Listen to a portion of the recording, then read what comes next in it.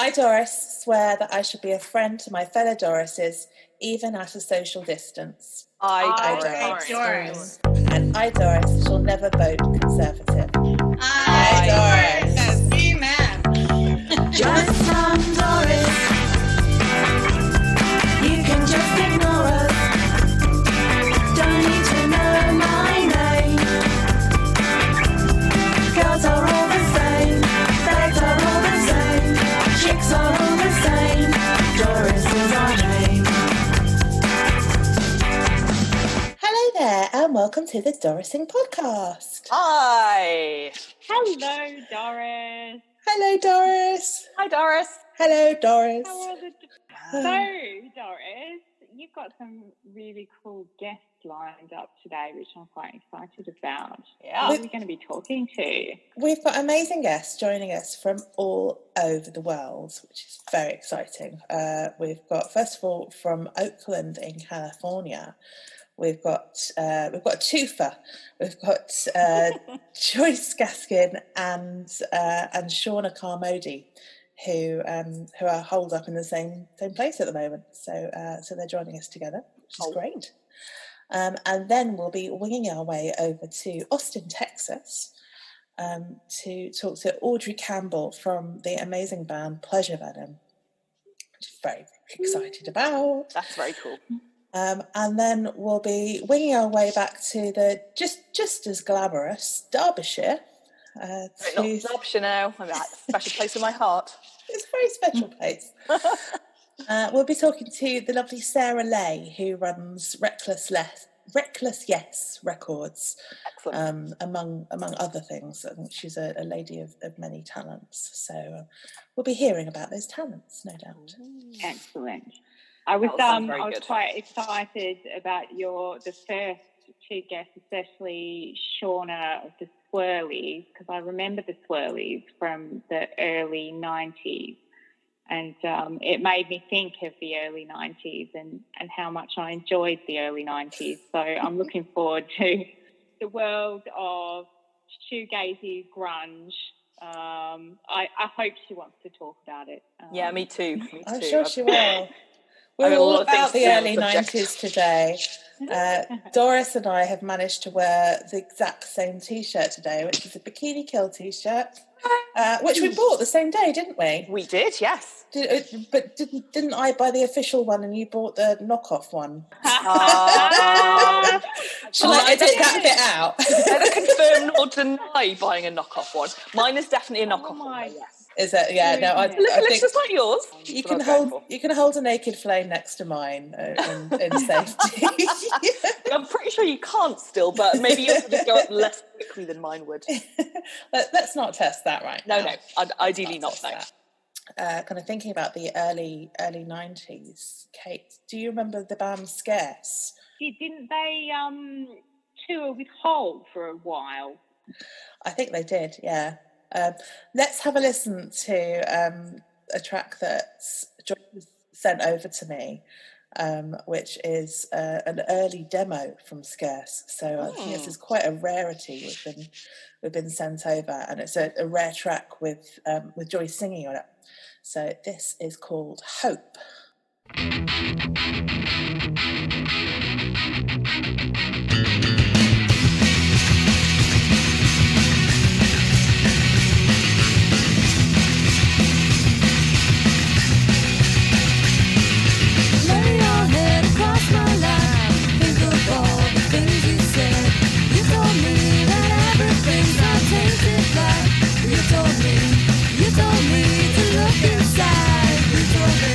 You told me, you really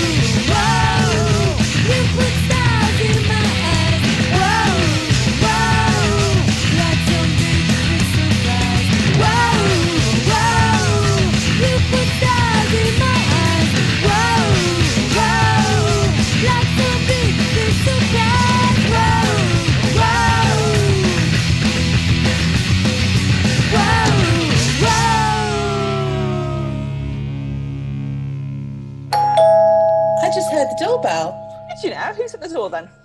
Let's have a look. Hello. Hey, hello. Hello. Hey. I can see Joyce. And Shauna's joining me in just 2 seconds. She's got to put her headphones on. I love your green room, Cassie. Your room was lovely. The virtual green room. Yeah, sorry, there's not many snacks in there, I'm afraid. I was like, it was the best snacks I've ever had. Happy to provide. Shauna and I drank all the booze already, though. We were singing a jazzy. We had a little jazzy version of Waiting Room going on. Nice. Nice. Nice. Well, while you were drinking all the booze in the green room, we were listening to Hope by Scarce, which you very kindly sent over to us, Joyce. What a great track. Thank you. That's probably the only song that I'm proud of that I wrote. That's why I sent that one. It's pretty old. It's from 1993. It's actually the first demos that we did as Scarce. And we just re-released it on Bandcamp, so now people can hear the original demos. Yeah. I saw there's like loads of songs you put up on Bandcamp from '93. It was very exciting to see. Cool. Thank you. So, everyone should go have a look. Well, thank you very much. Yes, indeed. Chick will be very happy. Chick, he wrote a lot of songs, so, they didn't all come out. And that was kind of the thing because of his brain hemorrhage. So we thought we'll release it now on our own. Joyce and Shauna, I met you in similar circumstances a couple of months ago, wasn't it? You very kindly invited me onto your podcast, which was the Red Jumpsuit podcast, which I absolutely loved. It's brilliant, and I've totally copied your idea and format. So sorry. The more the merrier. We love it. We're very humbled, Cassie. Take it as flattery. Oh yeah. But after the podcast, I bought your book, Joyce. Sorry, I sound like such a stalker, don't I? No. Are you kidding me? Do you think I ever hear this stuff? I just absolutely loved it. It's such a. It's called Aching to Be. Is that? Yep. Aching to Be, and it's just such a perfect story of kind of a girl wanting to be in a rock and roll band and that happening, and the ups and downs of the kind of highs and lows, and it's just such a good story. I definitely recommend it to anyone. And it's the kind of thing I kind of thought I wish I'd read it when I was a teenager. I would have just gone out and formed a band instantly. Thank you.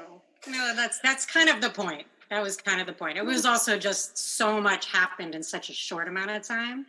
But also as a cautionary tale, don't sign to the major labels, man. They're evil. Do it yourself. I mean, we've never really had that problem, have we? Not so much. Wow. Major labels are not exactly knocking on our door right now. She's major. 1990s, man. It was because of the 1990s. It was the Kurt magic. He spread it around for everyone.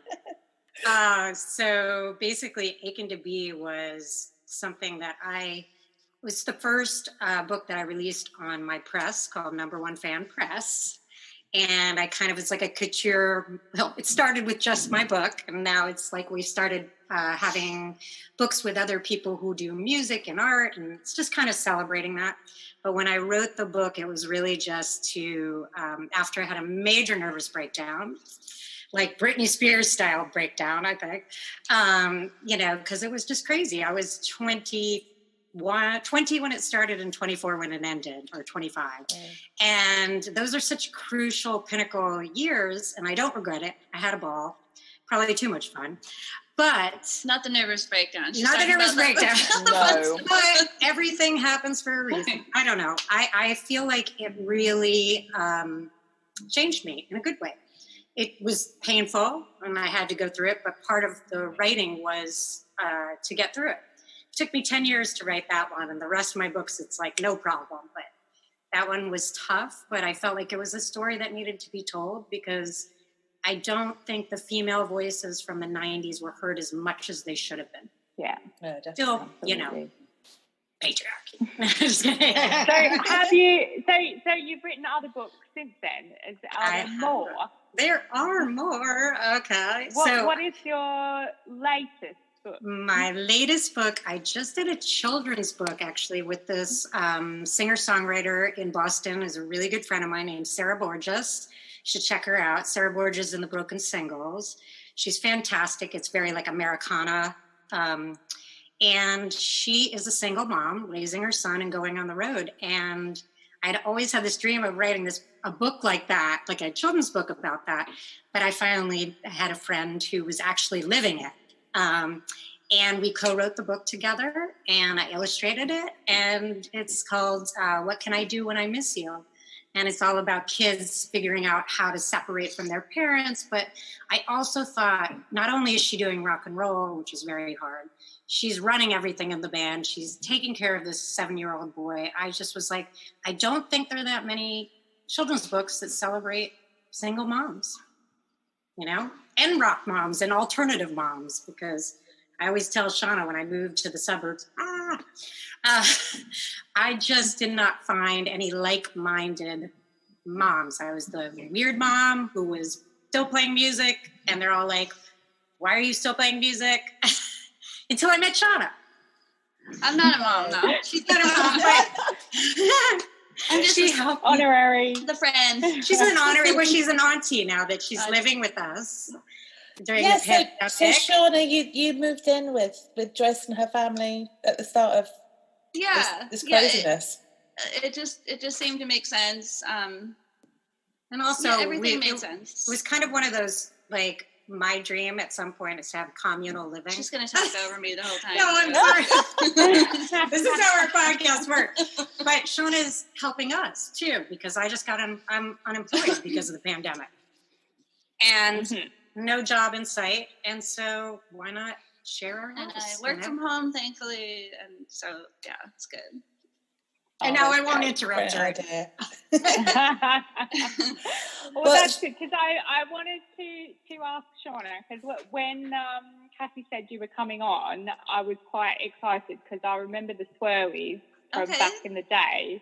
But then I was excited to learn that you guys are, like, never broke up, right? Well, yeah, that's not my decision. You've been trying to get out. They won't let you go. I did leave and got sucked back in. Really, it's kind of funny, but mafia style. But anyway, so yeah. And Damon and Andy are the main guys in the Swirlies, and they've just kept it going. Give me a big guitar to hold, the world will disappear. We'll run like rabbits on the grass, and everyone will cheer at the cemetery party of the year. Build me a castle out of dust that never reappears. Tap into something you've never heard, and everyone will cheer at the cemetery party of the year.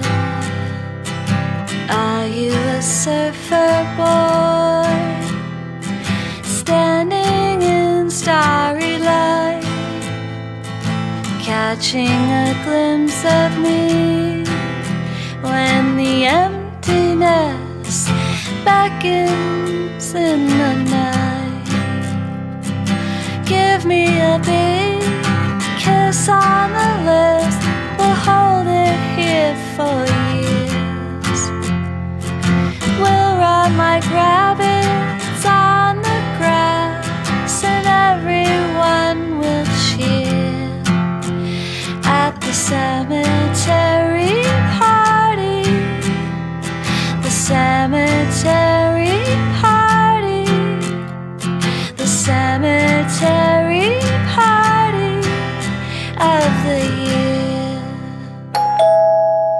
just heard the doorbell. Ooh. Oh, ding dong. Shall we see who's at the door? Let's do that. I love this. Do you have one of those? It's Audrey Campbell. Hey. I love the shirt. Right. I love everyone's band tees. We're all rocking band tees. Yeah. This is a local band. What is it? Here in This Austin. isn't a band Hey, name. Odyssey. They're amazing. Ooh. Buddies of mine. Shout out. Check them out. They're really cool. What are they called, Audrey? K Odyssey. Okay. K Odyssey. They just dropped an album too. It's I don't really know if Buzz Off is a band, but it should be. Yeah. You can always make one. Who's doing that for I me? think we're just starting it now, haven't we? There's a B. There's a B. That's- Nice. Anyway. So Audrey is from Pleasure Venom, who are an absolutely amazing band that we Dorises met last year when you came over and played Loud Women I know, it's Fest been in a minute. London. It seems like a lifetime ago, doesn't it? Just what a different world where you could just get It's on literally, a plane. I was thinking about it. It's been like about a year.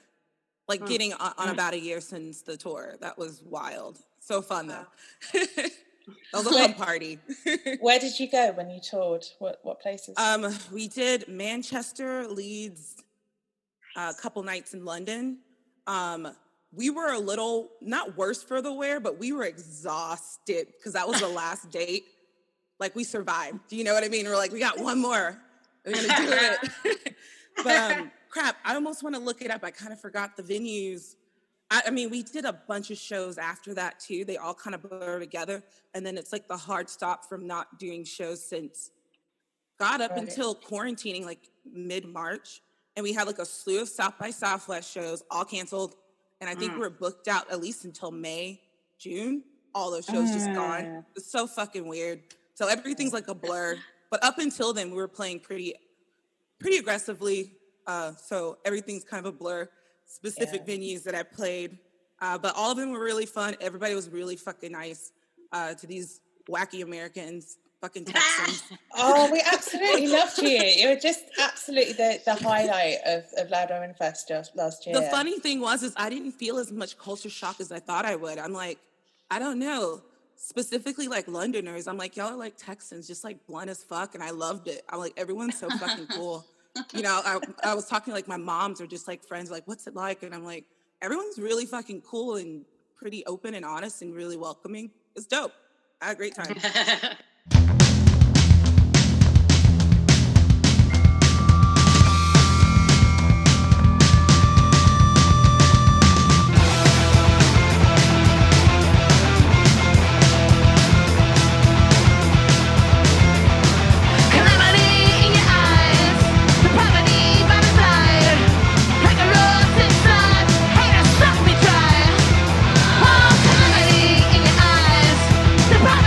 By the side.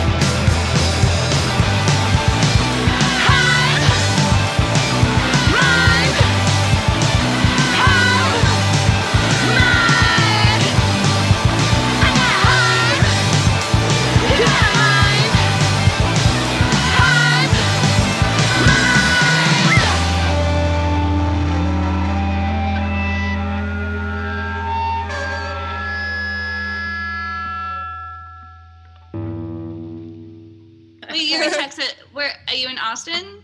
Yep. Okay, awesome. We're in Austin. It looks like it might rain right now.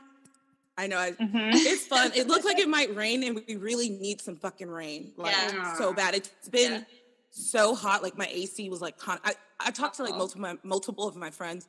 All their ACs are on the fucking fritz right now. Because it's like constantly 107, feels like 120. Like, AC guy came out earlier last week, and he's just like, yeah, I mean, I think we had like a little leak, so it wasn't anything major. Like, I have friends that like are straight up out of AC. Oh, that's the thing. UK, y'all don't really have much AC there. No, that's the thing. It's like, if you have it in your car, you're lucky. Oh my God, that was a trip, because I'm like, I'm hot, and I brought all these, like, you guys, I brought all these fucking fur jackets and shit. Like, I was ready to be like swagged out in London, you guys. So funny. I think I wore like a couple at night. Swagged out. Yeah, it was warm. I was surprised. AC's working great now, but yeah, I mean, there's not much you can do whenever it's this hot. Like, it's just, Texas heat is like, I mean, you just have to come here, because it's something else. And I'm from Texas. I should be used to it.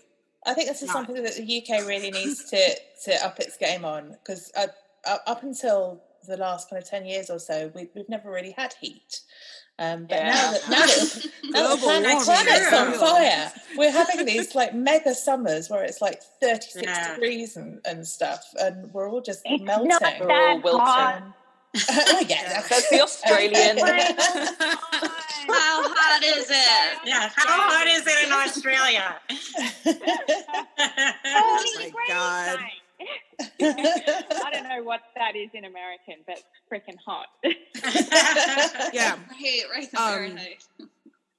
Just incredibly hot. It's awful. I'm over it. Supposedly next week it's supposed to get, I think, down to 80s, like a high of 80s. I'm so ready for it, because I'm like 1 week, and then hopefully, I don't know if it's going to stay, because Texas summer, it's basically until, I would say until Halloween. So like end of October. Wow. Oh yeah. It's like burning up until Halloween, and then you'll have like your little cute Halloween outfit, and you're freezing. Wow. And I tell everybody, it's not like we're like, it's not like we are like can't handle the cold. It's that it changes so rapidly. I feel like anybody, like I have family in New York, and they're like, oh, y'all are always complaining it's so cold. It's only 30 degrees or whatever. I'm like, it's not that. Yesterday it was 80. It's not normal. Your body will never get used to that. If it's like 80, 90 the day before, and that pretty much happens all in the fall too, it'll get up to like 80, 90, and then the next day it'll be like freezing, like 40, 30, but that's freezing to us whenever yesterday I was in shorts. I don't really know, what is 30, 40 in centigrade? My microphone on. I'm like minus 30 is minus 1. Minus 1. Oh, okay, that's pretty cold. Okay. Right. Y'all got me back? Freezing. Yeah. Yeah, that's freezing. 30 degrees. 30 degrees. Freezing. I like it. No.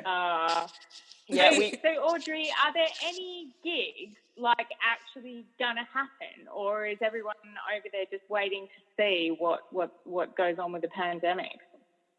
So there's people doing like live streams and stuff. I'm really big on like quality control. I haven't really seen, I think it's great for like singer-songwriter types. Like our band's incredibly loud. So it's really, I haven't heard a band with drums do a proper like live stream. I've seen like whenever they have like pro shot cameras, probably pre-recorded, stuff like that, which we did over the summer. We released like a live at Wolfshield session. We did like a couple new songs. It was fun. But it was like, you know, you have to hire a sound guy. You have to hire camera people. It's like, it's very different than like just setting up and doing a show. And I don't think people that ask us to do, like, we've been asked to do like all these live streams, and I don't know, like, it's hard for me to be like, I like to get paid to play music, but on top of that, I'm having to hire a camera person and a sound person. Right. And I don't think people understand that. And it's almost like, it kind of goes into like the whole asking for money to begin with. It's like kind of, you're a musician, you should just do it because you love it. I'm like, well, I kind of am doing this like full time now. I have to fucking, you know?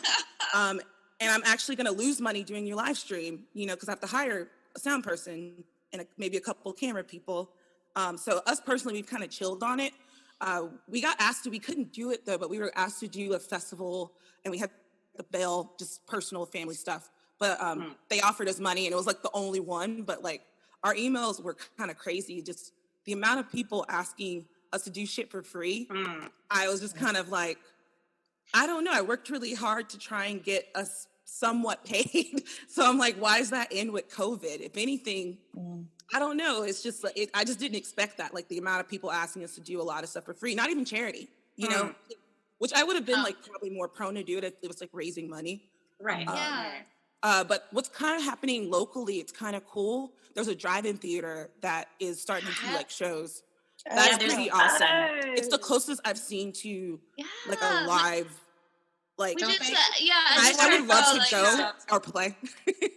Yeah, I mean, wasn't there one in in Massachusetts? New Hampshire, actually. Oh, New Hampshire. Oh, really? Same thing, too. Metallica just played great. there last weekend. That's the future right now. We don't know when this shit's gonna end.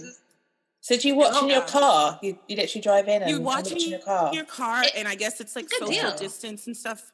And I've seen people like bring like a hammock and kind of use their car door as like shade or something. And then you can like, I think you can sit outside your car, but I don't think there's any concessions. Like that would just be you bring everything in. Just bring everything. BYOB. Like they just started out, they just had the first sessions. We're kind of busy in the recording, but I would be open to doing something like that.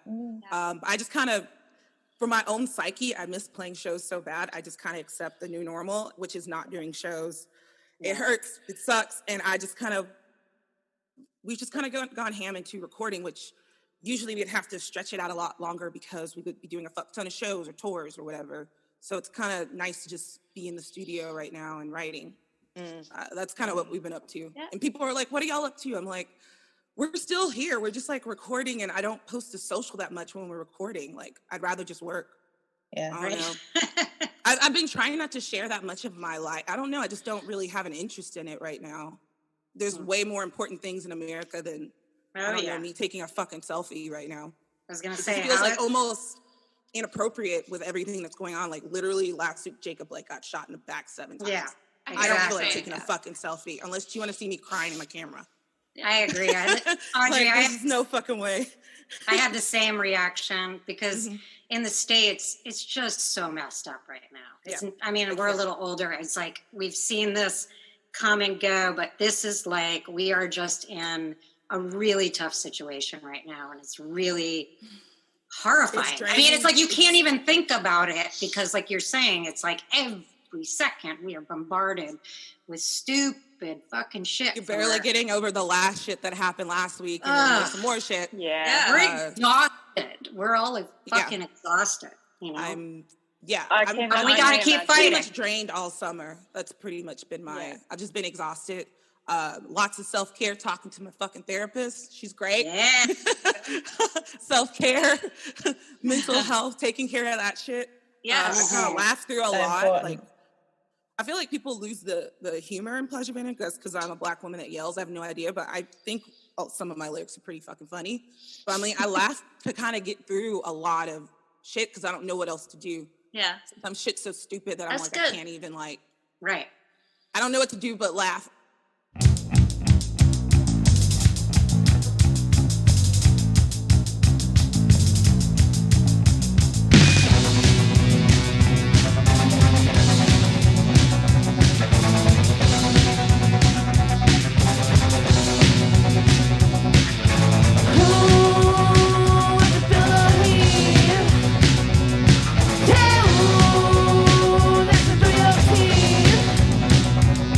Yeah!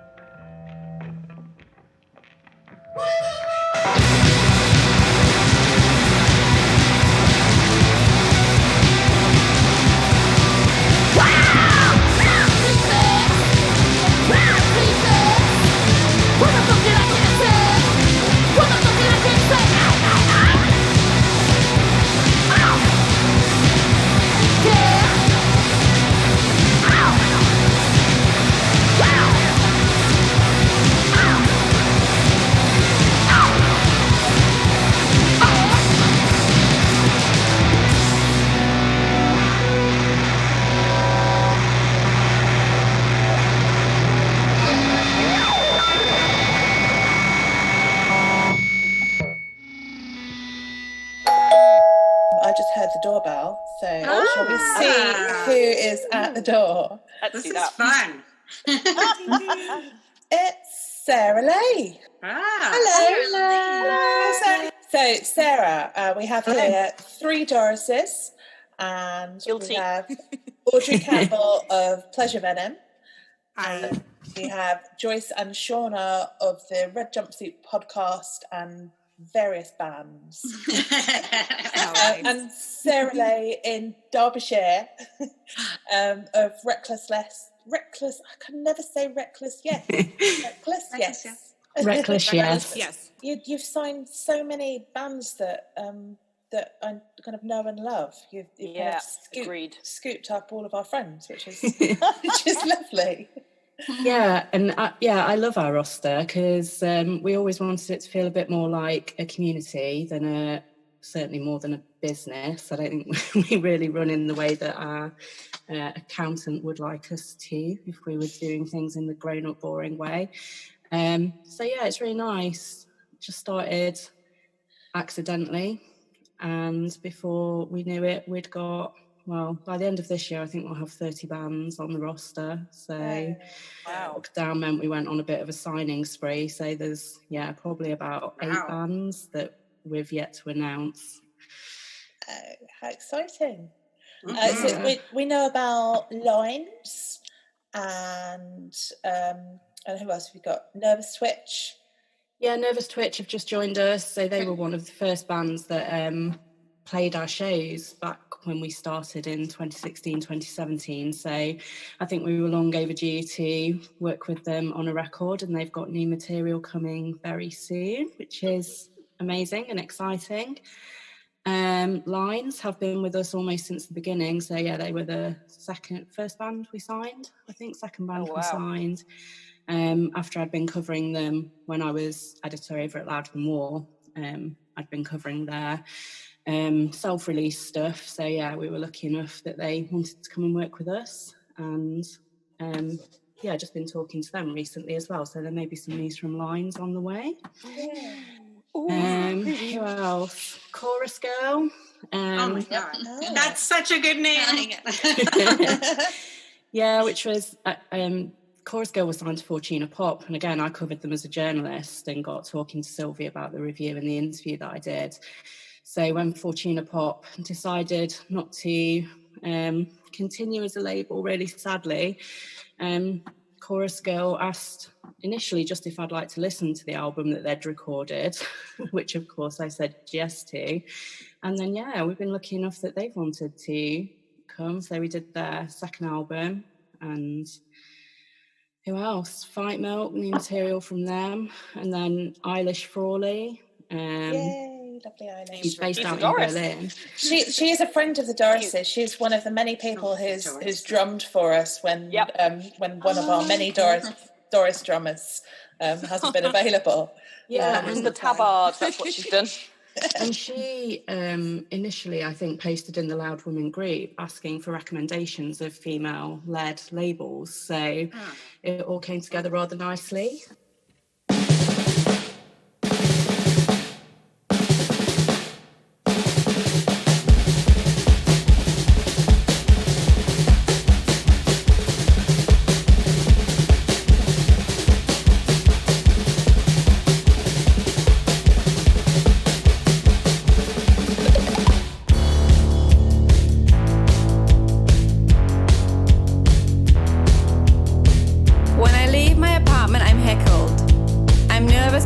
train in the middle of the night. I get groped. The next male gaze just around the corner. How do you remain strong?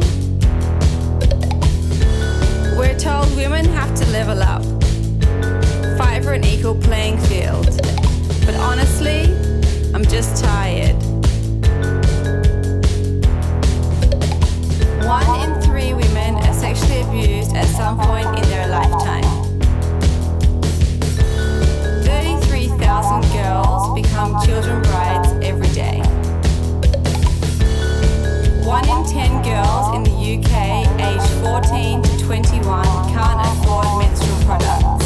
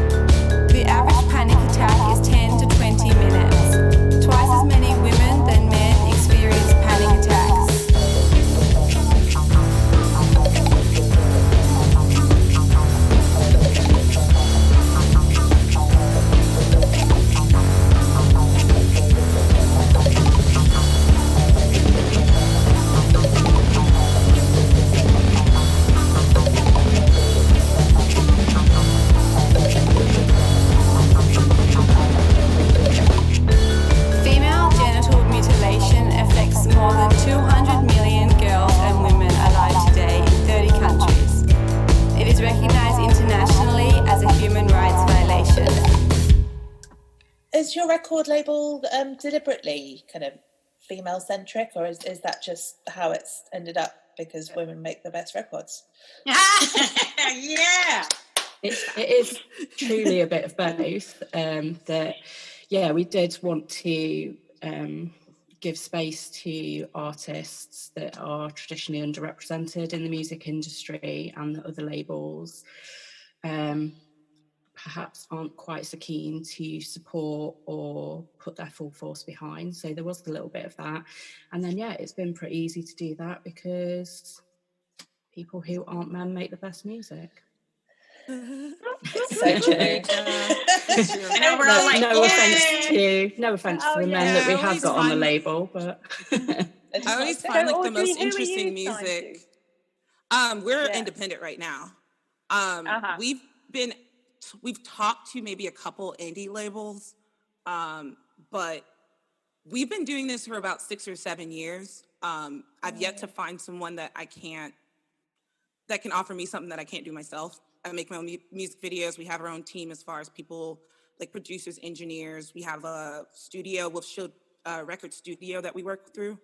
It's just more of like due to, I don't know, my whole thing, I was like, I want to stay independent until I don't have to, because if I can just do it myself, I kind of will. I was going to say, you're always better off like waiting till you find somebody. I get really nervous about it. Really trust. I just don't understand, like, why would I, like, the labels that have came to us so far, it's like, why would I sign to you guys whenever all the things you're offering me, I literally am already doing myself. So it doesn't really help me. It's just more of like offering potential muddy legal shit. I kind of just rather not do that right now. But I'm open to the right label, you know what I mean? But it just kind of like, we have a really strong team. It's really easy for us to set up our own tours and shit. Like, it just is, so, yeah. Audrey, how many people? Oh, sorry. Yeah, go ahead. No, I was just wondering, how many people are in your band? We were a 5-piece. We're a 4-piece now. Wow. Cool. It's fun. All girls? Like whenever, I wish. I right now I'm playing with 3 guys. I do feel like the best music is made by women, people of color, and queer people. That's usually the most interesting music in my opinion. But these guys that I play with, my drummer is like my best friend. I played with him. He's been there from the beginning, so 6-7 years. And then I met Joel, our current bassist, around the time that we were starting Pleasure Venom, and he did the album art for our first EP, Hunt. So I've known him for a minute, and he's just been one of those people that he played in this band called Shmoo. He's just really, they're fucking amazing. Look them up. But it was like more jam band kind of shit. So getting him to hear his take on like punk rock and like playing off of him and just us knowing each other for so long, it's just been really cool. And then his best friend is Chase, who they've been playing music together since high school. They were like in rival bands. To find out, like, he's like, something happened, like, they knew each other from middle school, and he's just like, he's trying to do music like I am. I'm better than him, but he's like, something happened in high school that Chase just became a better guitarist, and I really do think he's like one of the best guitarists I've ever played with. The guy is just a riff machine. Like, the record's sounding like he's just melting my face. Like, the whole band is like, I'm so excited to share it. It's been hard not to talk about it, but it's coming. Most likely drop a single like next month, and we're shooting a video this month. So music is coming. Awesome. I'm so excited. I'm tired of sitting on it. But I'm like, dude, they'll melt in my fucking face. It's so good. So that's kind of the history of the current lineup. Pretty much there's like a new lineup per record. You never really plan it that way, but shit happens. Or I always call Pleasure Venom like a train. And some people think I'm kind of brilliant because of it, because it's like, so basically I've been in enough bands where it would just fall apart. Usually playing with like cis straight dudes, they just get their butt hurt really easily. Like, I had a guy like literally walk out. I wasn't even there for this argument, okay? I think I went to the bathroom, and the guitarist critiqued the bassist the way he was playing, and I come back and he's just gone. I was so pissed off. And so I'm in Austin. I drove all the way from like north. I lived way north, all the way down south to practice with these guys for nothing. And then they broke up, and all that work was just gone. So after that, I started Pleasure Venom, and I was just like, I want to be in a band. It's good. If it's revolving door, that's fine. If it's the same lineup, cool. But it's like a train. You can jump on, jump off, come back. I don't care. I'm here. It's going to keep going. So far, me and Thomas, our drummer, we're like the only original members, and we kind of alternate.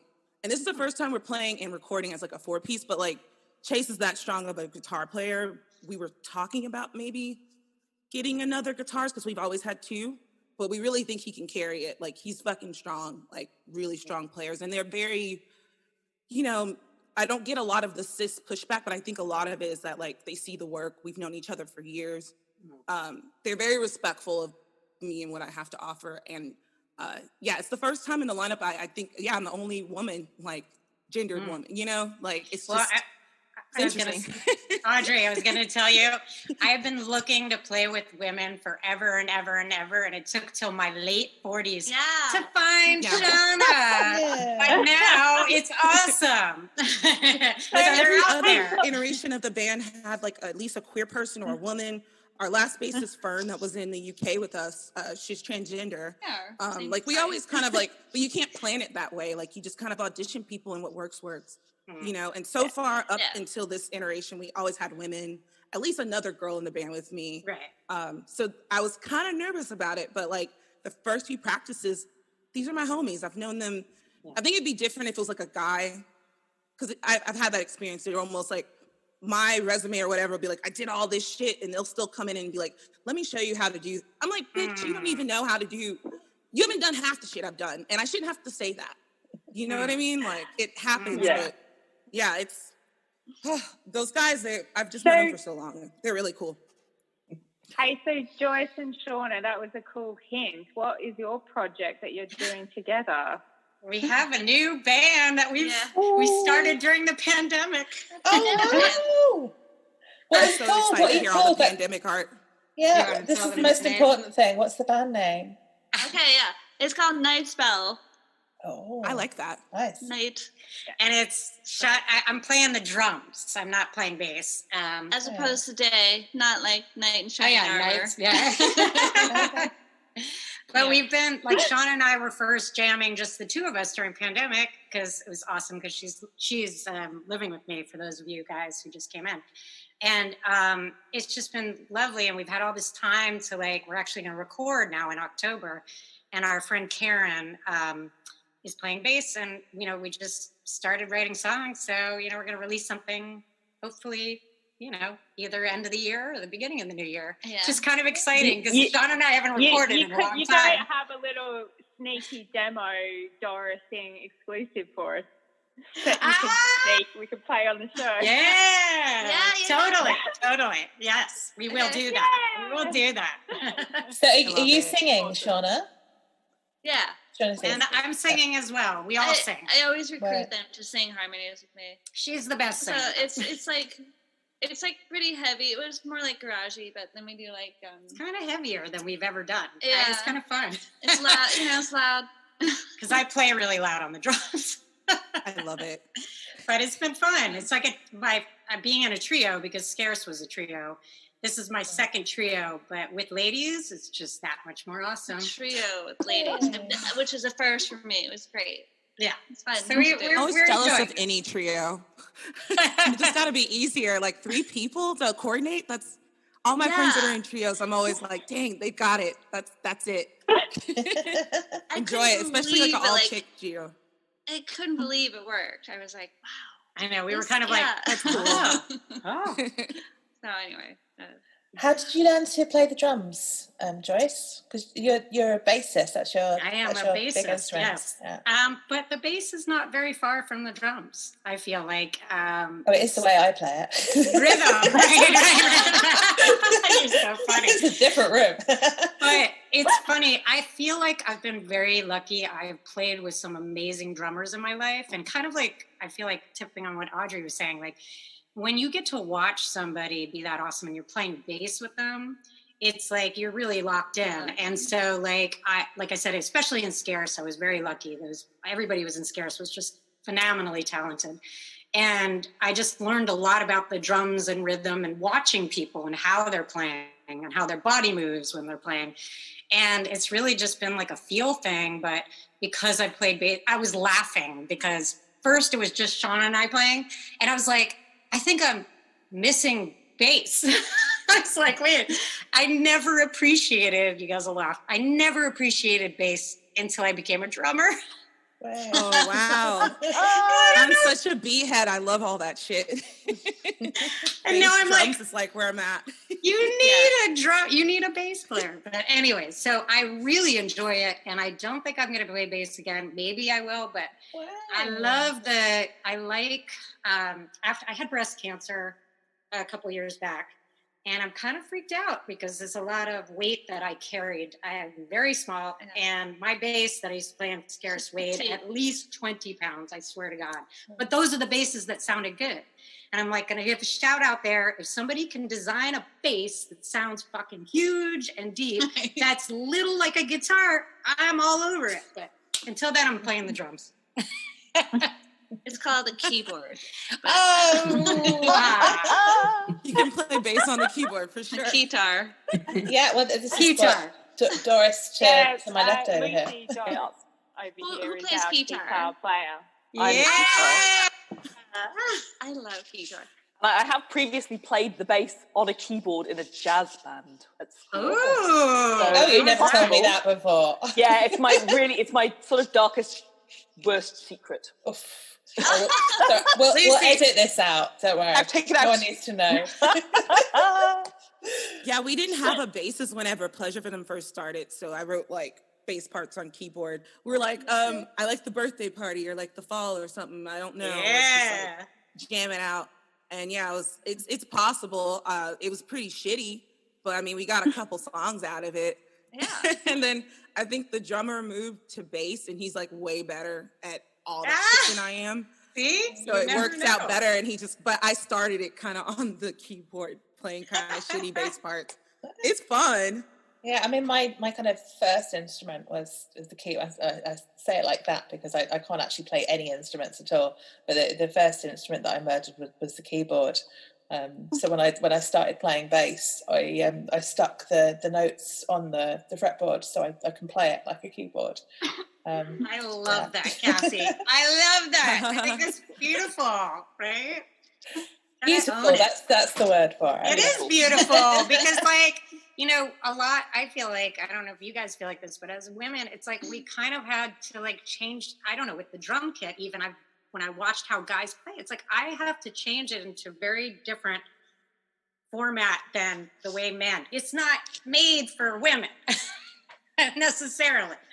So I don't know. I'm like, kudos to you. Make it your own, you know? I've never tried to drum. I just can't imagine how you actually did you sit down and just teach yourself, or did you do a tutorial? I feel like, you know what? It's a lot like dancing. If you're a good dancer, you're going to be a good drummer. I mean, like, I really seriously, like, when I'm doing it right and I'm able to sing and play drums at the same time, I feel like I'm just out at a nightclub dancing. And when it's right, when it's not feeling right, it feels like you're like, like a, you know. But if you've got get your good octopus going on. Exactly. If you've got a little bit of, actually, like, it's funny, like, people, the good drummers that I've played with play more with their foot than their hands. They're less showy with their hands. And the foot is always with the bass, and then the hands are kind of like, you know, loose. And I didn't get that at first, but I've had, you know, like my friends who are drummers have given me tips along the way. They're nice simple guys. But really, it's simple. Keep it simple, stupid. You get a few beats that you know how to do, and you change. And they work. You know, that's the thing. The simple beats, like, they work. They work. Yeah, like our drummer in Pleasure Venom is like, he's more of like a in the pocket drivey guy. Like he can go off, but it's like I've yet to find someone that goes off, because it's like loves like the simplistic beats, and it's just nothing wrong with that. Like, as far as the drums, like, I don't want to say like all of the drum beats exist already, but they kind of do. Like, how much are you going to innovate behind a kit, you know, at this point? You see some of these Instagram drummers, good fuck, like, they're so, you know, incredible. And some of them are fucking children. What is I that? know. Like, that girl, the Japanese girl. Oh my God, they're so good. And I'm like, we'll just be seething jealous at these fucking children, because they're going to be amazing by the time they're our age. Yeah. Good Lord. Little prodigies on Instagram. But will they be able to play it with other people? That's always the thing. That's a good point. I never thought about that. Sometimes I feel like when you know too much, like, I don't know, I feel like I've been playing a long time, but like sometimes I feel like the drums was like starting over again. And you kind of have this fresh punkness to it, I feel like, which is, to me, punk rock is simple. That's that whole Meg White shit. It's cool. Like the attitude that you bring to it that makes it something like different. It's the energy. It's you. It's not the instrument. It's you. You know, and that's how I always feel about it. I don't know. Do you play anything, Sarah? Have you ever been in a band yourself? Yeah, sort of. Yeah, it's not my strongest thing, but I keep having a go. I'd really like to be able to play better than I can, but I've not got the patience to... Guitar? Yeah. Well, I played keyboards Bass is easier. when I was younger, and then, I've had a guitar for a long time and just spent most of the ownership period being very frustrated that I can't get it to do what I want it to do. So yeah, bass, switched to bass and fared a bit better with that. But yeah, Whoa, was that a trumpet, Audrey? Yeah, so I initially started playing trumpet at like 11. And that's kind of was like the beginning. I mean, it taught me kind of theory and how to like read, write, shit like that. I played like French horn, baritone, French horn.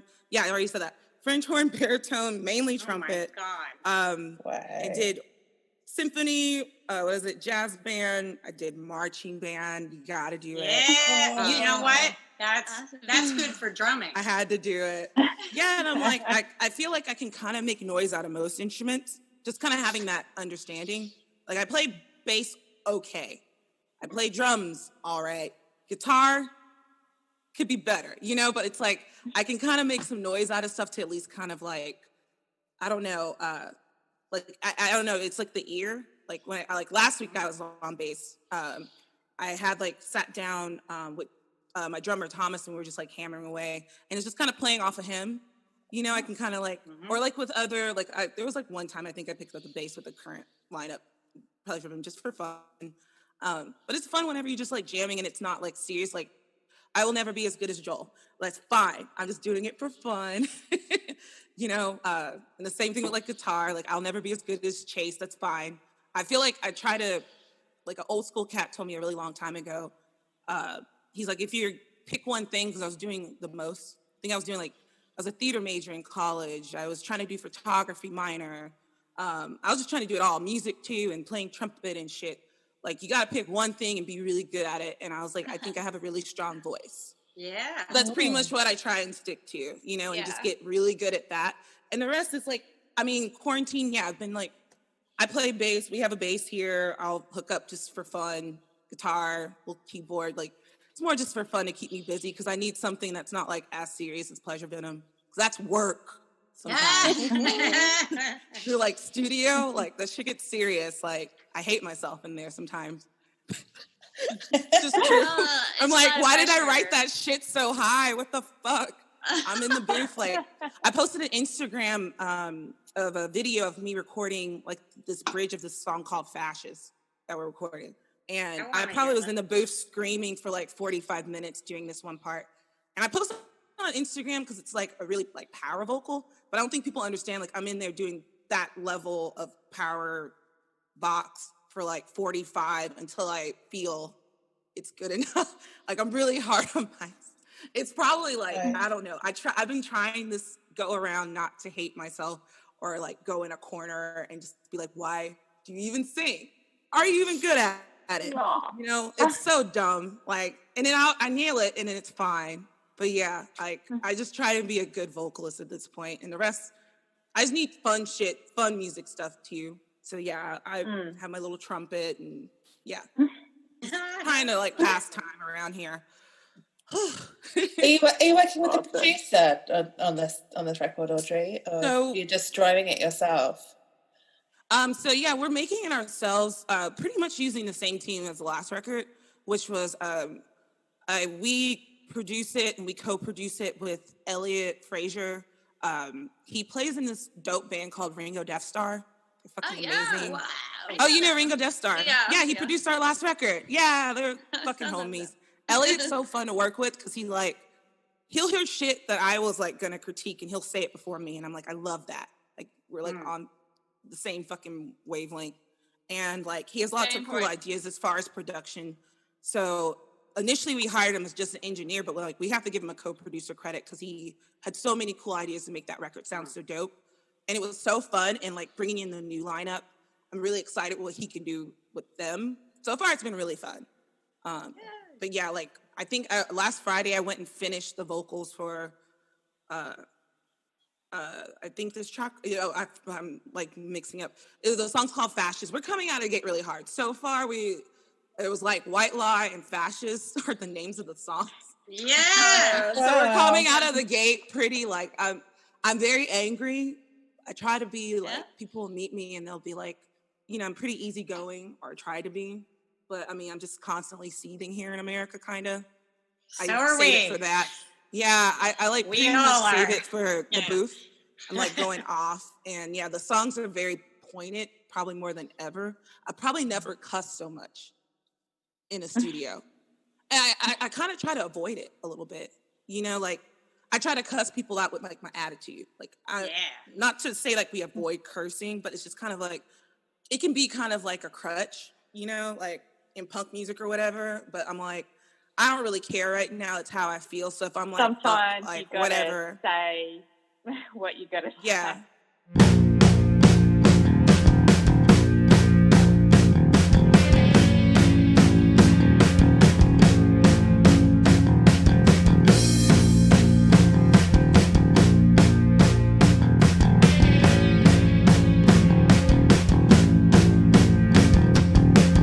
Head down and keep it together. You know me more than this. Hold tight, I'll keep us together. I never wanted this. I never wanted this. I never wanted this. I never wanted this. I never wanted this. Head down and keep it together. You know me more than this. Hold tight, I'll keep us together. I never wanted this. I never wanted this. I never wanted this. I never wanted this. I never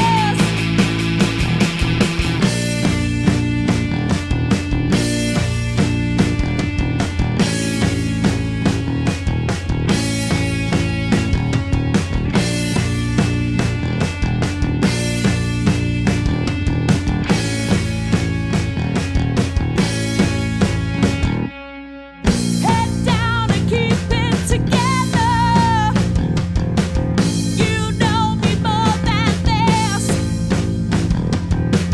Hold tight, I'll keep us together.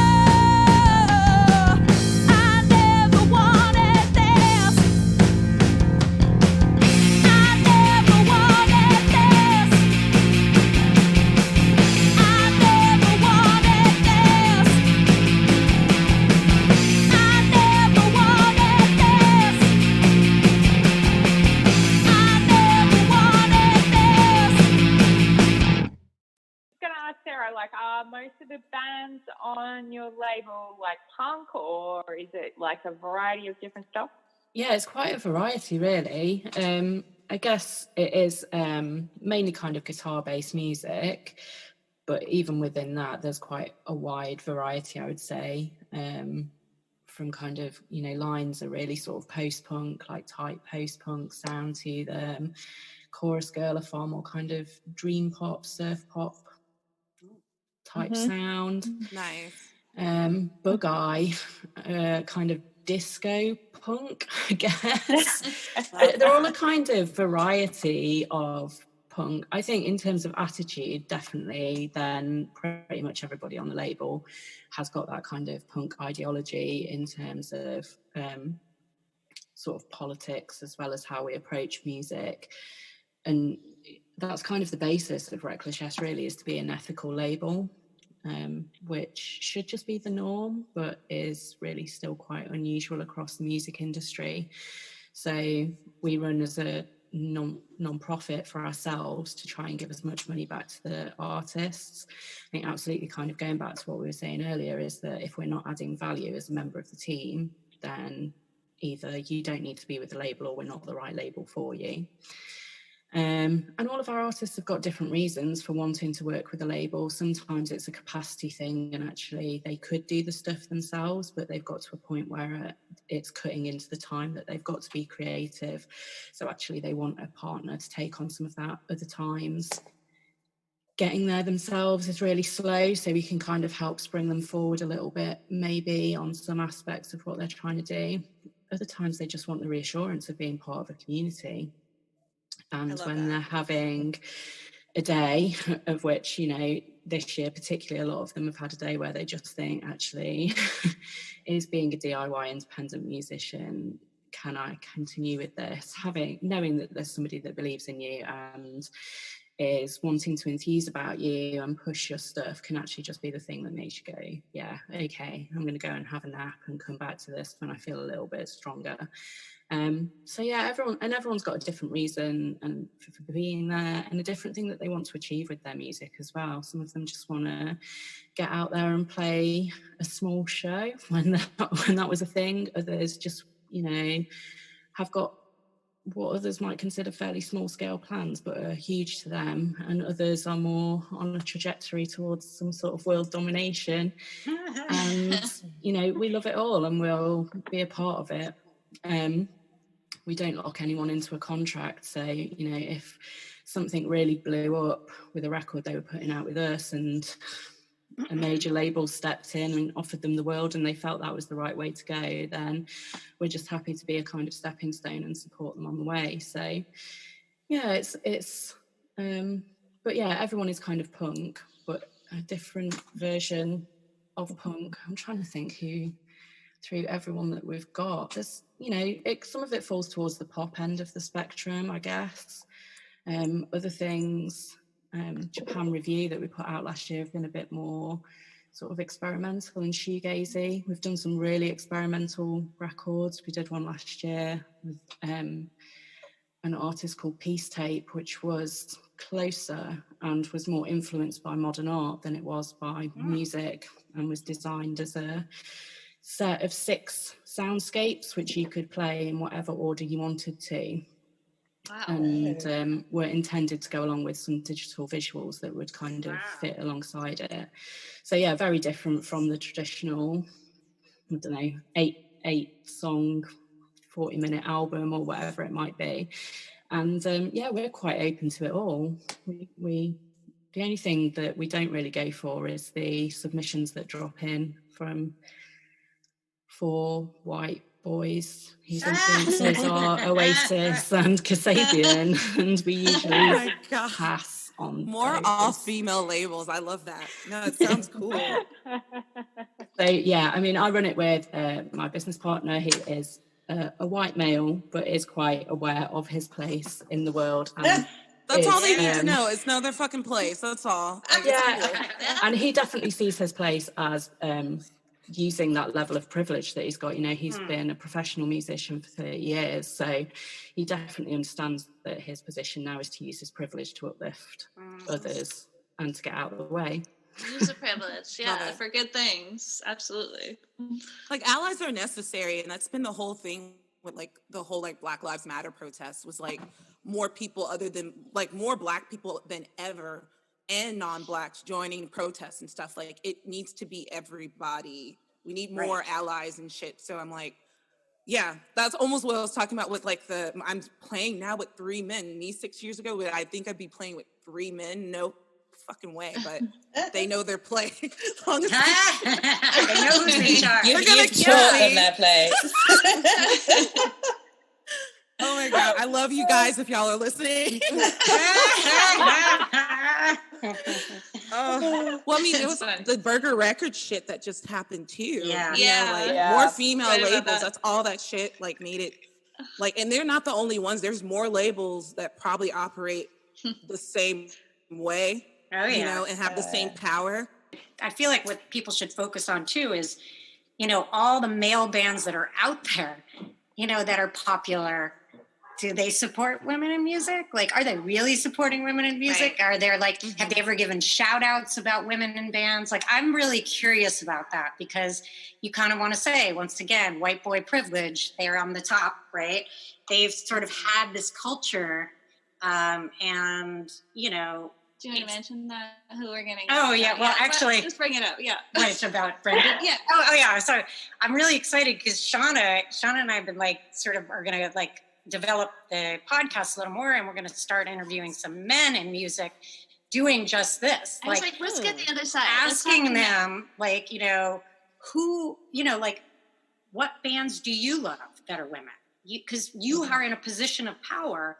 And the person that I asked to come on first is Brendan Canty from Fugazi, and he's going to talk with me. Oh, wow. Which I'm really excited about, you know, but he even said, he's like, we were afraid of the women. I was like, I was kind of surprised that he was like right out there, but it's like, you know, so I told him, I'm like, he's got to put together a list of women. And he's like, any music? I'm like, any music. And I want him to actually like curate the show. And it's like, we'll play the song and we'll listen to it and have him talk about his personal experiences with this band. Because I was like, it's not just having them on as the support. It's also saying, hey, you're awesome, you know, and giving them a shout out rather than 10 million other bands that are like boy bands, you know, like giving a woman a chance, giving like, you know, that spotlight. And so we're kind of starting to delve into it. We're not going to exclusively do that, but, you know, Sean and I were talking about like, it's almost like you want both voices in this conversation. Right now, it's only women going, hey, and the men are still over here. And like you were saying, Audrey, in the United States, me too. I've been waiting for this. I grew up in Washington, D.C. And no one else has to do that. It was just my idea. No, but I'm saying like seeing people finally, white people of all creeds and colors coming together in America, it's a similar thing as the women's rights. I'm not into excluding. I don't want to be exclusive. So. Yeah. I'm the one with the crazy agenda. You said something interesting about him coming on, like being super honest. Like that's the whole like cancel culture side. Like you have to let people tell their truth without being like, you're fired. Like he's obviously coming to do this interview. It's like an interview, like sit down with you because he's at least trying. He's going to curate the list of female bands that he loves and wants to shout out. And coming from him, that's going to, I think that's really dope. Isn't I think that it's cool? a cool thing. Yeah, no. Honest idea. Good. You might be onto something, girl. That's awesome. Bring that to Austin. Yeah. Well, we do it via Zoom, Audrey. I'm going to have to ask you for some people to come on. I have some guy friends that would probably be that are pretty popular musicians here that I'm kind of curious what their favorite female artists are now. Like, I would totally we might... Let's talk after this. I would probably be down for that because I have a lot of guy friends and they're my ally, you know, because they're my homies. I've played with them for years. But I'm curious, like, I don't know if I know their favorite female bands. That would be really cool for them it's always a good curate question. A list. Yeah, if you ask, you know, your regular guy, like, who's your favorite lady drummer? And they're just like, oh. If anything, you can put them on spot, like to go and research and find some dope fucking lady drummers because they're definitely out there. Yeah. Even locally, I can name like a few of them. They're really, really fucking talented and eat up dudes.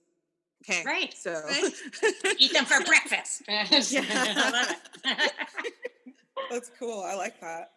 I'd definitely like to just hear more men who are in that position of privilege to actually stand up and at least highlight the issue. You know, I think it's probably no surprise to anyone here in the UK when Leeds and Reading have announced next year's lineup today, and all 6 headline spots are male bands again, and they get called out for it every year. They clearly don't care, but none of those bands are standing up and saying, you know, actually, maybe, you know, one of these slots, there are female women musicians who are just as able to headline a festival like Leeds and Reading. And I think until, I understand it's a really difficult position to stand up and put yourself at risk, and, you know, something that they have individually probably worked hard at.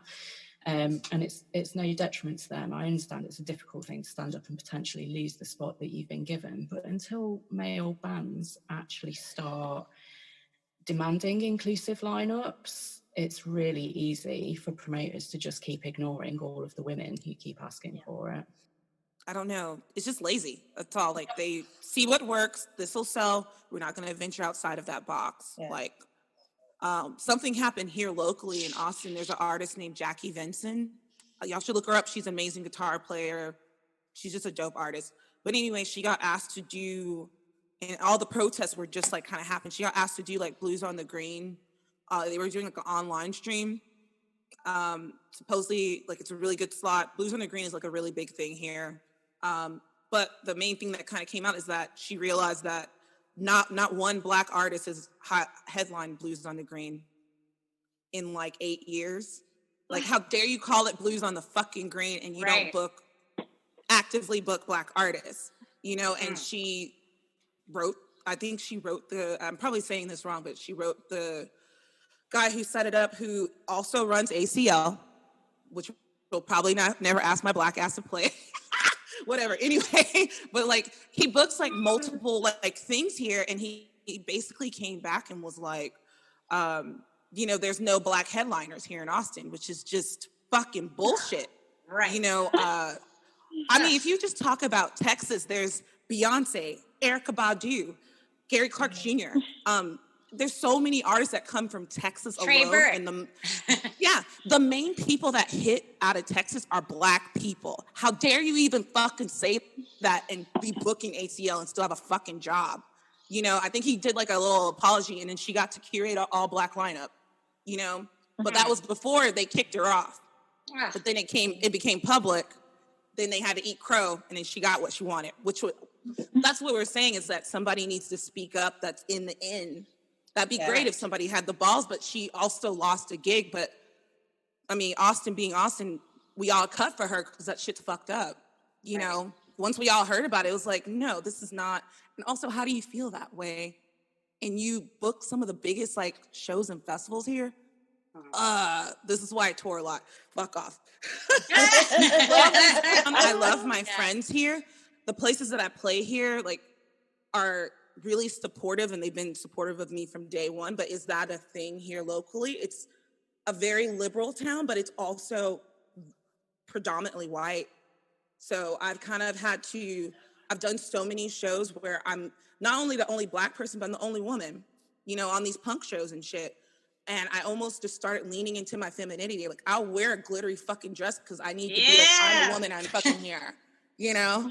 Like, I'm not, I was like kind of fucking with I don't know, I can go grungy or like tomboy, but I'm like, no, I'm going to lean into like super, like, tits out, whatever. Because I'm the only bitch here. You know? So it's been interesting watching like the progression and people being more vocal about how, even locally. So it's very interesting to hear about the Leeds and Reading stuff, because I never really pay attention to that, but you're right. Like, it's always like male headliners. It's a thing. It's every year there's always this tweet that goes around with the lineup poster, and they take all of the men out, and it's basically an empty poster. There'll be like a few token acts towards the bottom of the page. But yeah, all the guys are at the top in the big letters, and it's the same guys every year as well. It's the fucking Gallagher brothers in whatever form they've come out in. You know, and it's just so dull, and it's this kind of vicious circle as well, because Reading Leeds argument is, well, we need to sell the tickets, and you know, there's not the artists available who would fill this stage. That's what I was going to say. We played Reading in 1995, I think. I'm that old. Anyways, but back then it was like in the 90s, there were a lot more females. So it's like, it feels like we're going backwards. I know, strangely. Like, what whole... Like headlining, too. You know, like Bjork. Yeah. Juliana Hatfield. Juliana Hatfield. The whole, like, all that, you know. Yeah. It's weird. You guys, okay. So the VMAs happened or whatever. I don't pay attention to it, but I was just curious. And I went and looked at like the rock video. And I had like a whole rant like this summer about like, why is modern rock radio playing like fucking Glycerine? Why am I hearing this right now by Bush? I have no fucking clue. It's like we're going backwards. Are there no new bands? Like you can go on the internet. There's so many dope people of color, queer bands, women fronted, all girl bands like that are way more interesting than the shit they're playing. But I went and looked at the rock video category. It's Coldplay, Evanescence, Fall Out Boy, Green Day, and Blink-182. And I literally was like, is it 2002? What the fuck? This is for 2020, you guys. How is that like a fucking Evanescence? I haven't even thought about this band. Evanescence. There's like no modern bands on here. It's 2002. Like, I don't know what's happening. And I look at these posters and I see, like Liam, like, I don't know, like, why are the Gallagher, it's like 30 years old at this point. And I want to see like, Pleasure this Venom. shit's fine. I want to see Pleasure Venom at Reading. I would tear up. Are you fucking serious, dude? I would tear up fucking ACL. Like, are you fucking serious? You know, it's just kind of, they're just lazy, dude. I don't know. It's just, you see bands, it's almost kind of tying back to what I was saying about Austin, but it's like, it's lazy. And I think they look at it like, these are the cash grabs because we're going to keep shoving that down your throat. This for sale shirts. So there's no black headliners, even though that's some bullshit. Whenever you just give people opportunity, but I've totally see bands here that were local and all white men. And like within the year, they're playing like ACL or some bullshit. Like they just know some fucker that don't like, I don't know. But it's like opportunities are not offered the same way. But I've been of the set of like, I make my own opportunities. I'm not waiting to be asked to pull up to no table. I just pull up. This is me. I don't care. I love it. But it's like, I'm not going to wait, you know, and it's like 6-7 years later, like kind of like the past couple of years, a bunch of shit started happening, but like another old school cat friend of mine was kind of like, dude, you stick at it for like 6 years, shit just kind of starts happening. That's whenever like the Garbage Tour happened. Like coming over there to UK was so fun. We opened for Against Me last fucking December. Meeting Laura Jane Grace was awesome. I loved her since like, I don't know, I just love Against Me. They're so fun. And that whole band was so fucking nice. Like they're the coolest fucking people. Like we went and danced after our set at Eilis in this club in Austin. It was great. It was great. I was just kind of like beside myself. Anytime I'm in those situations, it's just fucking weird anyway. But they were really nice. But yeah, I mean, just, I don't know. If anything, everyone just like stick at it. You know, don't stop. That's probably the best advice Shirley Manson ever gave me. Like, I like kind of email her and shit sometimes still. Like, she's very sweet. I don't really know. I can't say enough about the lady. Like, she's fucking awesome. Like, she's just a real. Okay, this sounds like so much. I don't care. Whatever. I met Exene from X at one of the Garbage shows. I know her. Fucking. Okay. She was so cool, and she was just like, Shirley is just like that bitch. Like, she's just genuine. Like, it's not a fucking game. And I'm like, that's why I get on with her, because she's so, like, fucking cool. But, like, best advice she gave was just, like, don't ever stop. All the people that fucking make it in this business, just keep going. You know? Like, fuck them, keep going. You know? So, it's really good advice.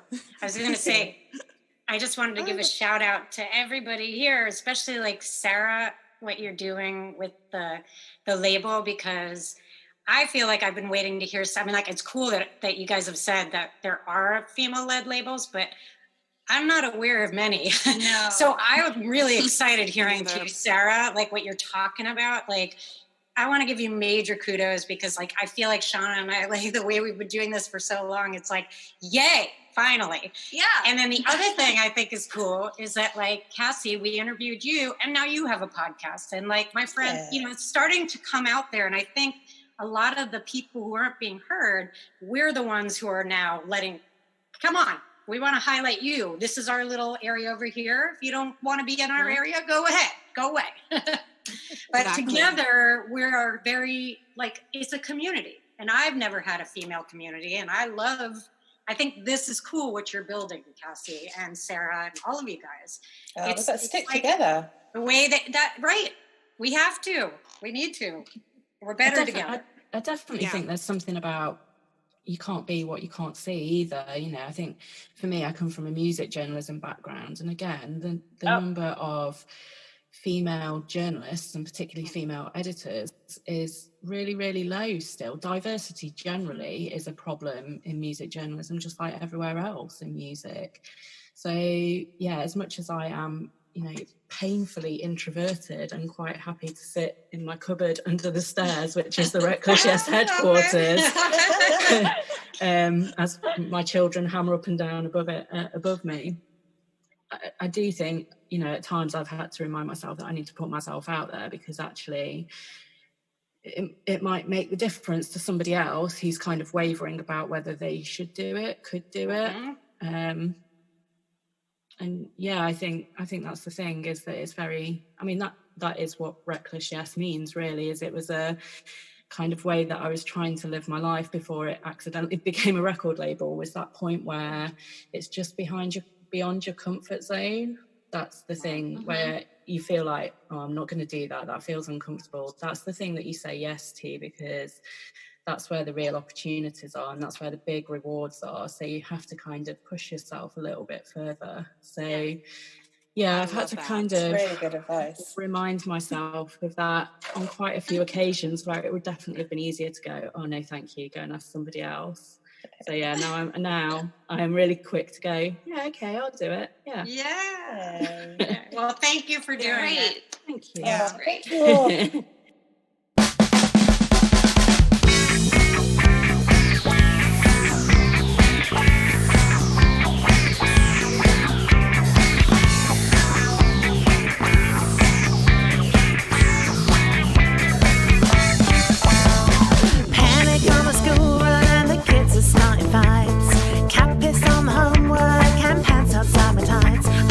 To brush my teeth, and the baby's nappy smells, but I make it to the school gate. I'm safe on the bell.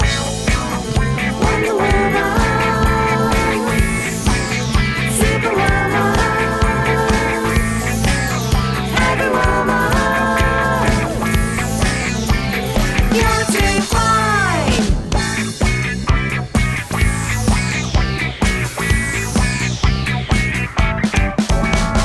Working through my lunch break and I dream of 9 to 5, but my boss is on my back, so I'll do 9 to 9. And I'm working in the evening and I'm working on the train, while my boss is on the golf course working on his game. Wonder Woman, Superwoman, every woman, you're too fine.